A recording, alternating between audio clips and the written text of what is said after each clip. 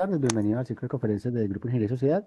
Y la primera preguntita es si están dispuestos o están de acuerdo con grabar la sesión. Sí, señor. Sí, sí, sí. Si entonces vamos a comenzar y ahí sí comienzo como con el protocolo. Ah, ya está grabando. Uy, qué velocidad. No me di cuenta. Entonces, buenas tardes. Bienvenidos a la jornada de conferencias del Grupo Ingeniería y Sociedad. Hoy vamos a escuchar al doctor Luis Miguel Jiménez con la presentación Aplicación de técnicas de Deep Learning para valorar proyectos de energía. El profesor Luis Miguel es profesor del área de métodos cuantitativos acá en el Departamento de Ingeniería Industrial, particularmente en áreas de finanzas y modelación financiera, investigador en temas de coberturas financieras y mercados de energía, ingeniero industrial, magíster en ingeniería y, hay falta creo, que es también doctor en ingeniería. ¿Cómo es el código de conducta? Entonces la idea es silenciar micrófonos y activar cámaras mientras dura la conferencia. Al final de la conferencia tenemos una sesión de preguntas y puede ser mediante el chat o alzar la mano para ser habilitado el micrófono. Y paulatinamente, un par de veces vamos a estar compartiendo por el chat de la sesión un link para que diligencien la asistencia. Queremos recordarles que la asistencia y participación serán visibles para demás asistentes y dado que esta sesión estará grabada, tales datos podrán ser visibles para otros. Su permanencia se entiende como una acción positiva de consentimiento para el tratamiento de datos personales. Muy bien, entonces, profesor Luis Miguel, muchas gracias por estar en el ciclo de conferencias. Bienvenido. Venga, yo dejo de compartir para que ya puedas compartir. Bueno, ya va a compartir. Buenas tardes para todos. Gracias, Johnny, por la introducción y la presentación. Y gracias pues a los asistentes. Acá veo algunos conocidos y otros, si no hay personas conocidas, también es bueno, que también quiere decir que llegó la convocatoria a varias partes.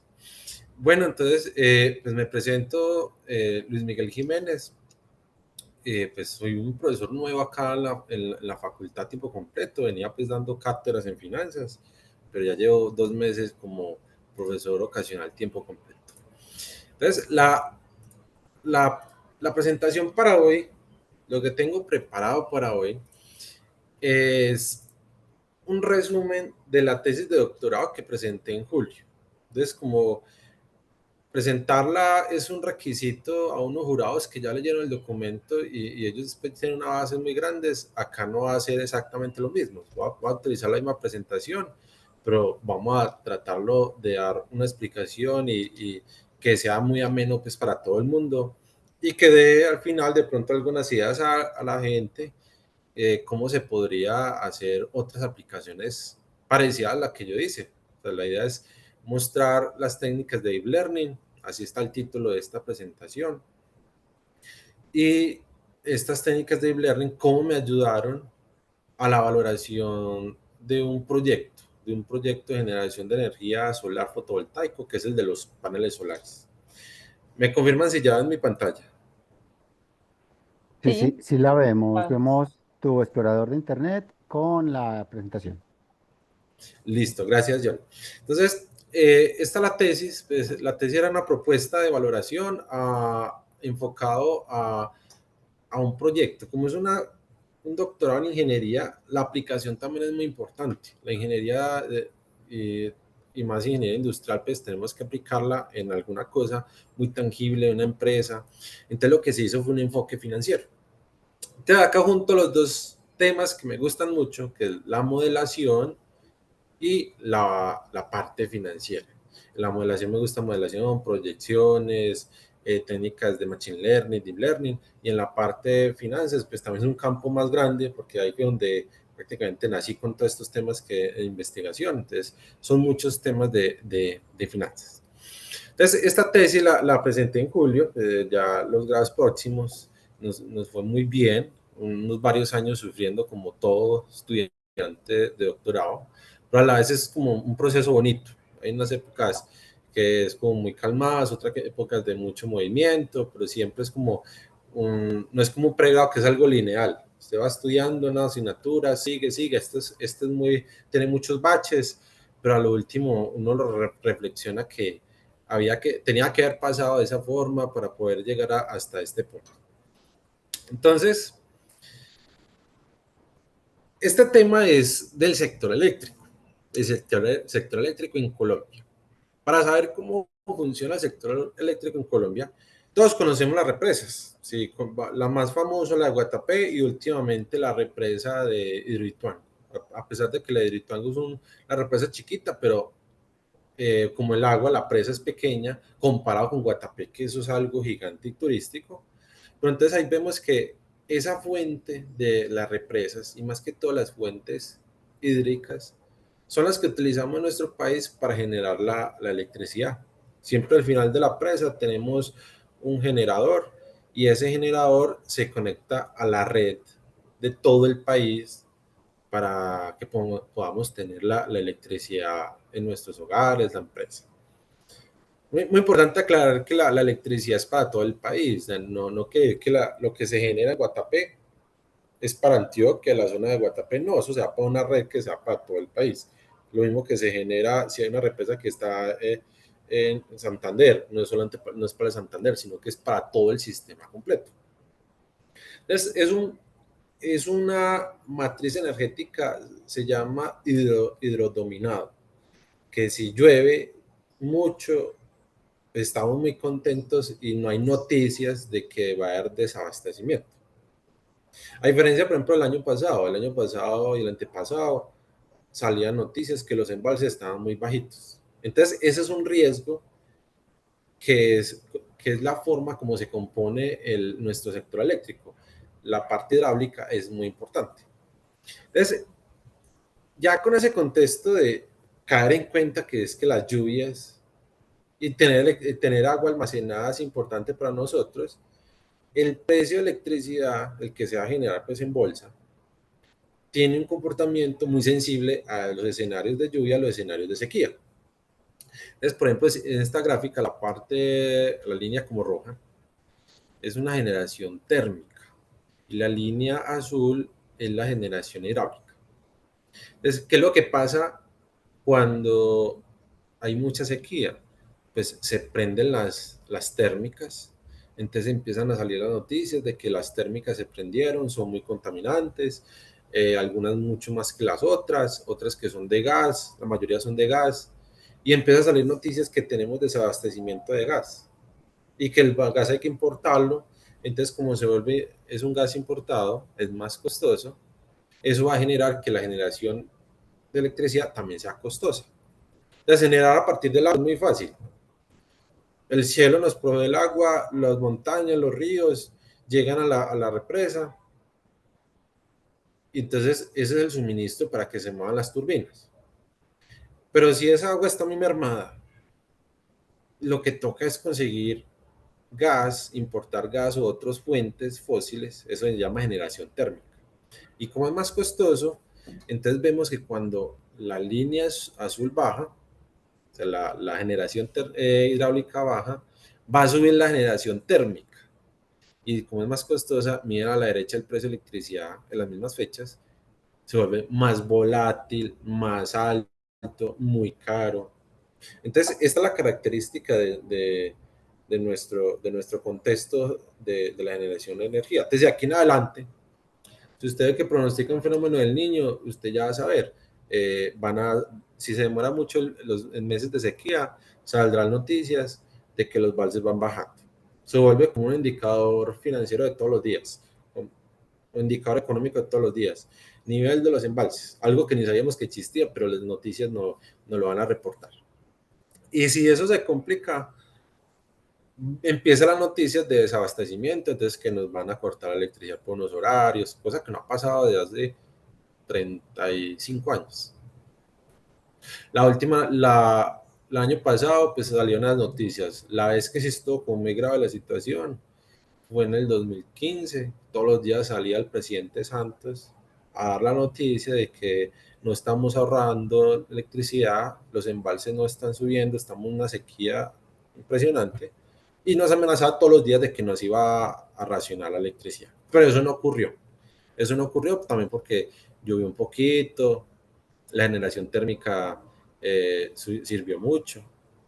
Bueno, entonces, eh, la aplicación de la tesis es, es para determinar la viabilidad económica de las granjas solares. Esos paneles solares que ustedes ven que es muy famoso en las casas, encima de los edificios, esos son para autoconsumo. El enfoque de esta tesis es para un proyecto grande que genere y se conecte a la red nacional. Entonces, estos paneles solares no, apenas están surgiendo ahora en el país.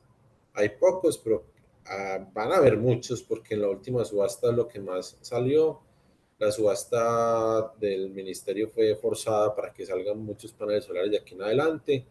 Entonces, todo el país está ahora diciendo, no vamos a generar más represas, no vamos a crear más represas, sino que vamos a buscar otras fuentes diferentes, que son no convencionales, como eólico, que está muy difícil ahora, pero la que está más fácil es la solar.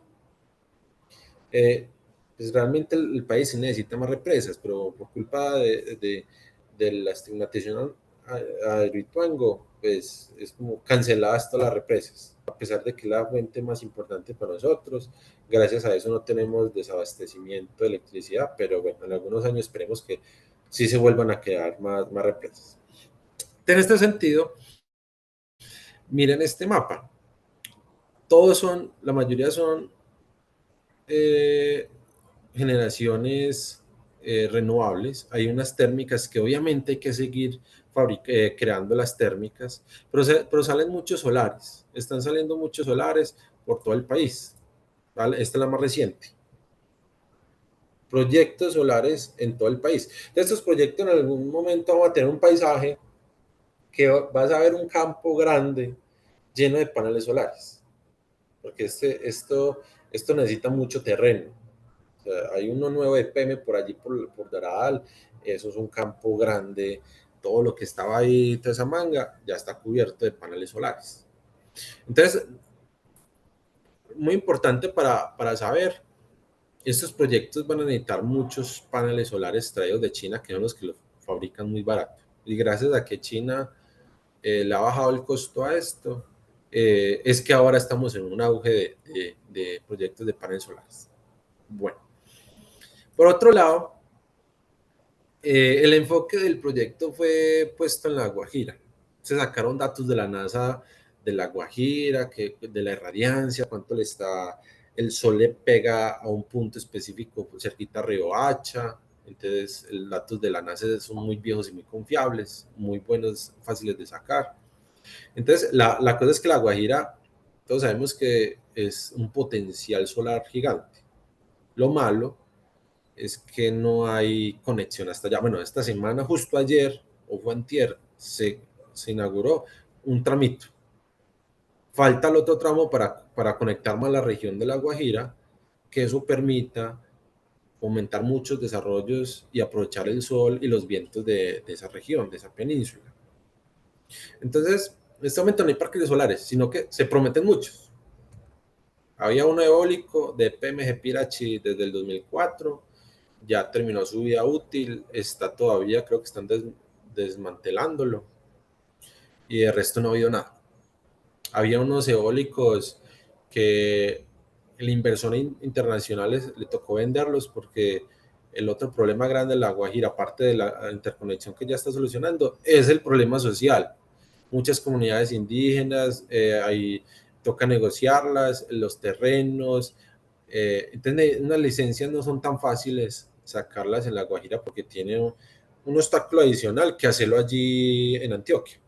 Si no hay un resguardo indígena, pues es un trámite menos que habría que hacer. Pero entonces en La Guajira es un trámite que hay que hacer y es demorado. Lo bueno de valorar un proyecto en La Guajira es que si es el potencial más alto que tenemos solar del país, entonces ahí podemos decir, ¿es viable en Colombia hacer esto o no es viable? Si hasta acá es donde más pega el sol, lo más fuerte, constante todo el año, si no es viable este tipo de proyectos, pues no va a ser viable en otras zonas del país. Entonces, para esto, a ver, algo pues como obligatorio en todas las tesis, hay que hacer una revisión de literatura. Entonces, para esto se sacó primero una revisión sistemática de literatura.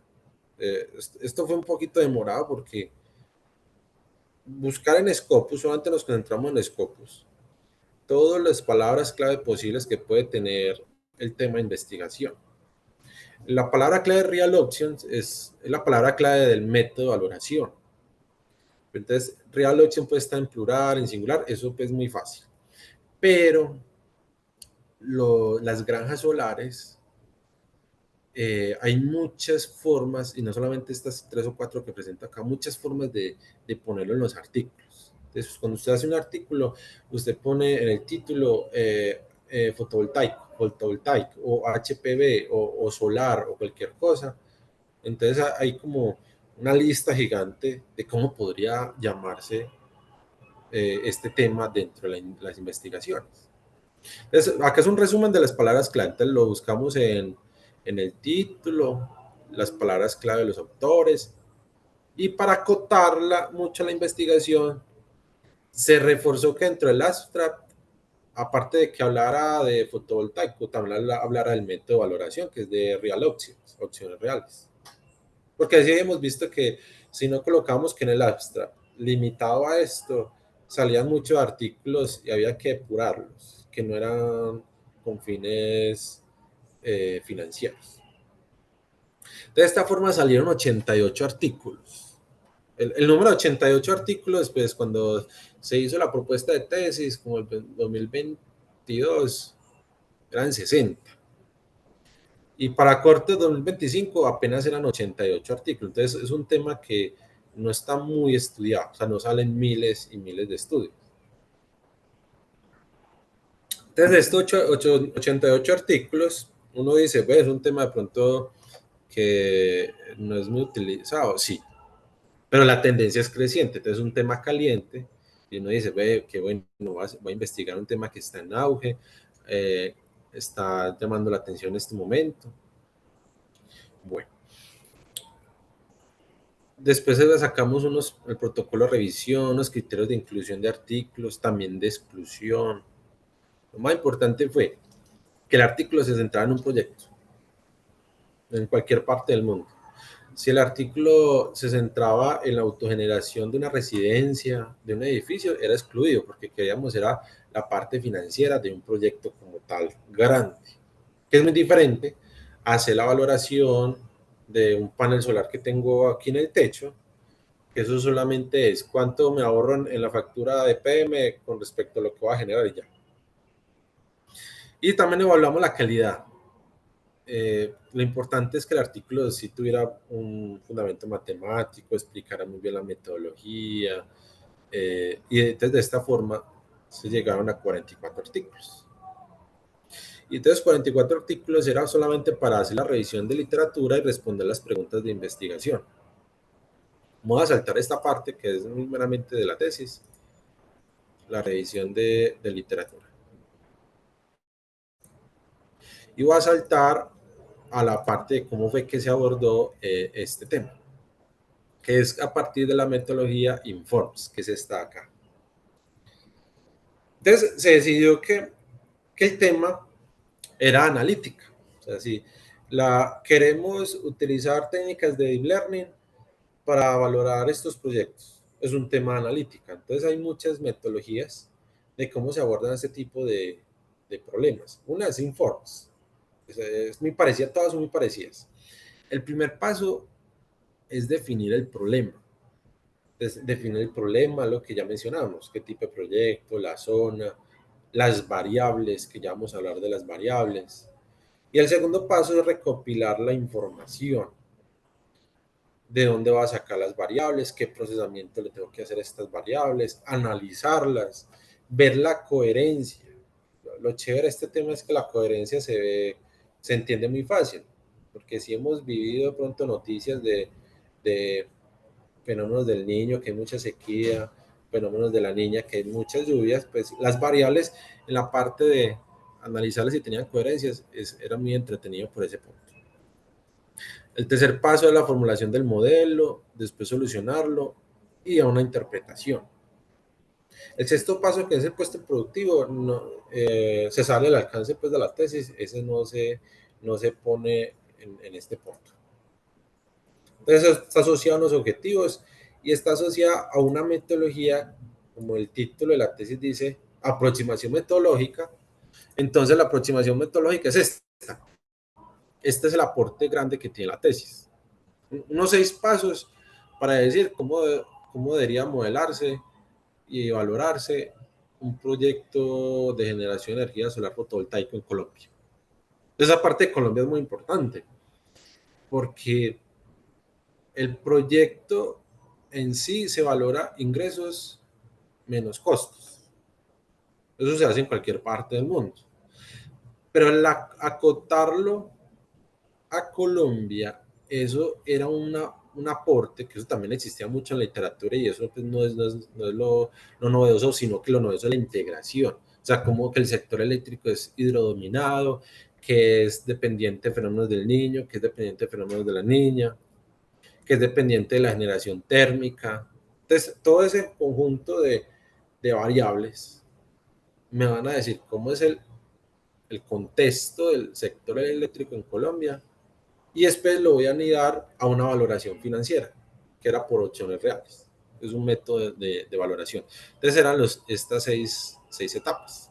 Ya las vamos a ver.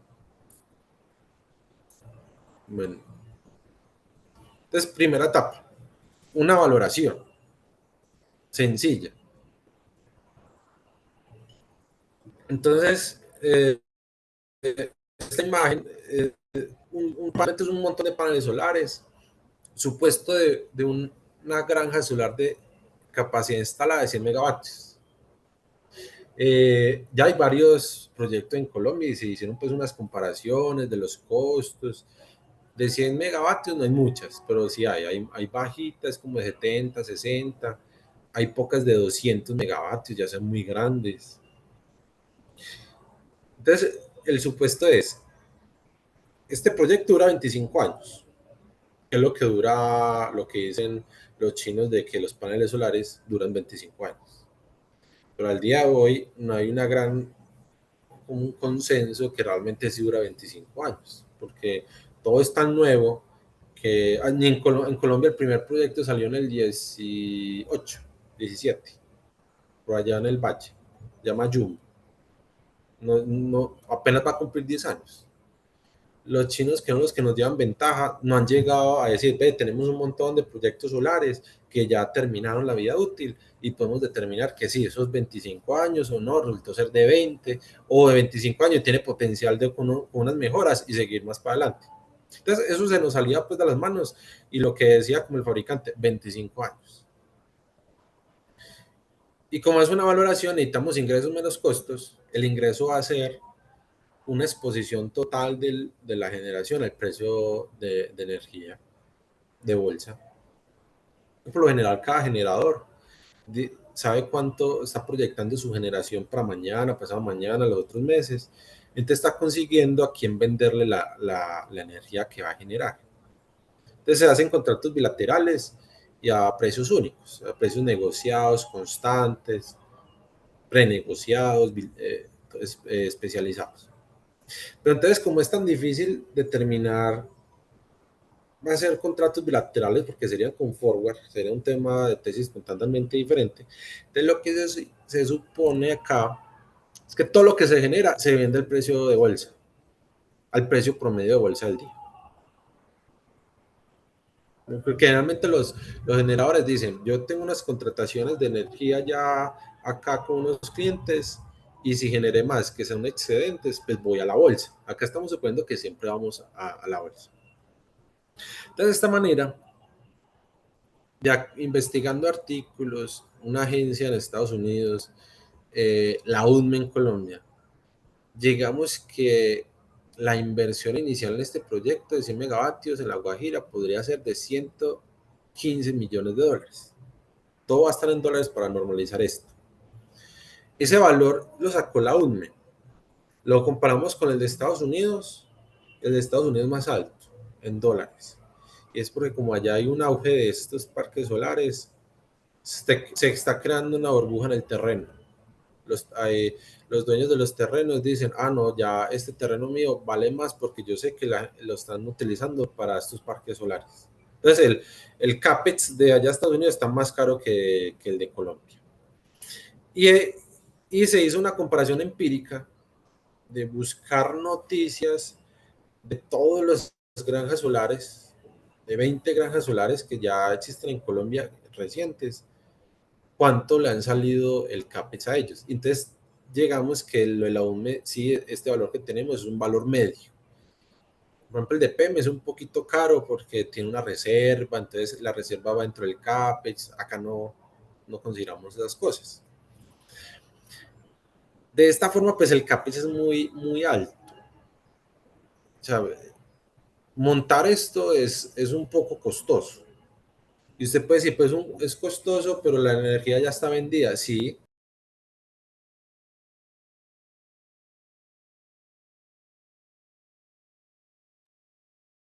Ay, qué pena con el profe, lo silencié. Está silenciado, Luis Miguel. cancel. Listo ahí. Bueno, Gracias. ¿en dónde iba? Y que en A la Estados parte. Unidos era más costoso la inversión por la especulación de los terrenos. Ah, exactamente, sí, por la especulación, gracias Silvia. Entonces aquí en Colombia este valor es mucho más barato, pero es alto, es un valor alto porque lo que se genera electricidad, el ingreso no es tan suficiente para que el proyecto sea rentable. Pero desde hace unos años, más o menos 10, se está creando una ley de incentivos. Y en incentivos, la incentivos en Colombia para estos proyectos son tributarios. Paguen menos impuestos. Solamente es eso. No es una sobretasa, ve usted porque generó de forma verde, limpio, entonces vas a tener un precio más alto o te voy a dar un subsidio como parece en muchos países. Acá no existe eso. Pero igualmente, gracias a que hay un incentivo para pagar menos impuestos, el proyecto ya es rentable. Es decir, si hacemos una proyección, hay una comparación que sin incentivos, un BPN negativo. Y con incentivos el proyecto sí es positivo. Pero no es realmente positivo ni mucho, pues al menos el incentivo sí estuvo bien hecho en que sí logra que los proyectos sean positivos y por eso están generando muchos. Bueno, serían más incentivos porque hay una sensibilidad muy grande, hay una sensibilidad, hay un riesgo muy grande que si algo pasa, pues el proyecto ya se vuelve inviable totalmente. Entonces, esa es la valoración sencilla. La segunda etapa es la modelación de las variables y es esto que tenemos acá. Acá es algo muy interesante que se aprendió en esta investigación, es que si yo ya sé que nuestro país no es de estaciones, pero sí tiene periodos de lluvia alta y periodos de sequía, fenómenos del niño y la niña, ¿cómo hago para ingresar esa variable en modelo? O sea, yo lo que necesito es modelar con técnicas de deep learning, una red neuronal, una LSTM, una recurrente, la que sea, el precio de electricidad. Entonces, modelar el precio de electricidad como univariado no era el adecuado, porque es que el precio de electricidad está afectado por muchas cosas. Ya hemos visto que por el clima, mucha agua, poca agua. Entonces, hay una variable que se llama ONI 3.4, que es esta variable que está acá arriba. O sea, si vemos Colombia en la parte del Pacífico, un poquitico alejado de Colombia está el niño 3 y después viene es que el niño 4. Son zonas del océano. Y la que llama 3.4 es una intermedia entre esas dos, que es muy usada acá en el país para pronosticar si vamos a tener sequías o vamos a tener muchas lluvias. Entonces, es la variable que está arriba. Entonces, por ejemplo, en el año 2023, el más reciente, esa variable ONI está diciendo que la temperatura del océano había subido a un rango que es lo que de 0.05 está la anomalía. Y claro, pues tuvimos un fenómeno del niño claramente impactante 2023 y 2024. Lo que mencionaba ahorita, 2016, esta variable ONI estaba reportando que entre el 15 y el 16 el océano en esa zona estaba muy caliente. Bueno, pues caliente para lo normal que es. Y claro, eso en los meses siguientes, posteriores, generó el fenómeno del Niño en Colombia, que acá tuvimos un grave casi riesgo de apagón en el país.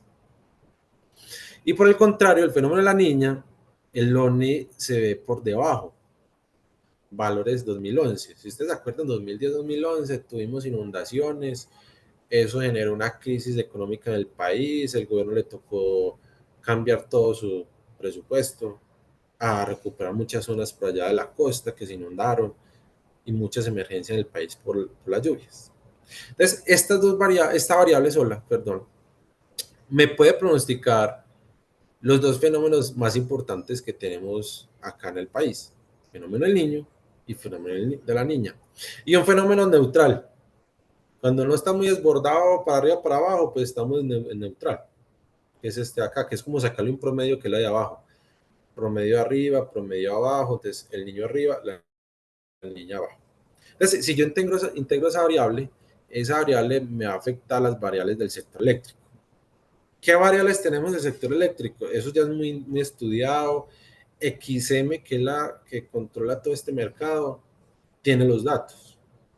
¿Y qué datos tiene? Tiene datos de los aportes de los ríos, de aportes hídricos. Todos estos caudales están medios en todo el país. Además, Hidroituango sabe desde La Pintada hasta Ituango, en varios puntos del río Cauca, cuánto está el caudal. Y eso llega a XM. Lo mismo pasa con Guatapé, con Sogamoso, con todas las represas y los ríos importantes de este país con los cuales utilizamos para generar electricidad. Entonces, este es el comportamiento. Hay veces que hay mucho caudal y bajo caudal. ¿Y el agua a dónde llega? Llega a los embalses, llega a las presas. Entonces tenemos series de los niveles de los embalses, que es esta acá, que está abajo. Niveles altos, niveles bajos. Miren el 2023, un fenómeno del niño, pues sabíamos que el nivel estaba abajo de los niveles de los embalses.